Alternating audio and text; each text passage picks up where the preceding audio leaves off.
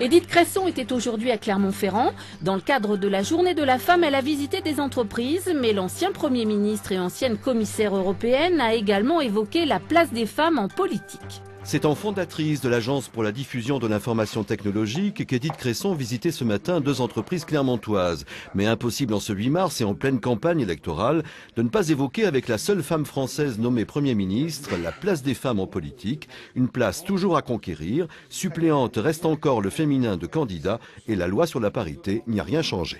Ils respectent dans le nombre assez globalement, assez réellement, mais ils ne respectent pas dans la forme, c'est-à-dire qu'on affecte les femmes à des endroits imprenables. Après, on s'étonne que les résultats soient ce qu'ils sont. Enfin bon, c'est un mécanisme, il y a un machisme général de la classe politique.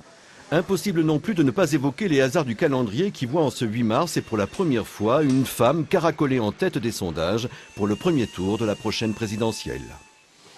C'est vrai que Marine Le Pen présente un aspect plus avenant que son père, ne dit pas les choses monstrueuses qu'il disait, et qu'il faut faire très attention parce que cette espèce de fascisme à visage humain est quelque chose d'extrêmement dangereux, et je pense qu'il y aurait intérêt à se poser les questions réelles que se posent vraiment les Français aujourd'hui et de tenter d'y répondre avec des réponses vraiment pragmatiques.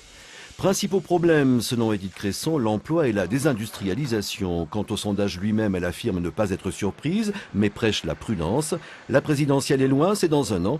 La prochaine journée internationale des femmes aussi.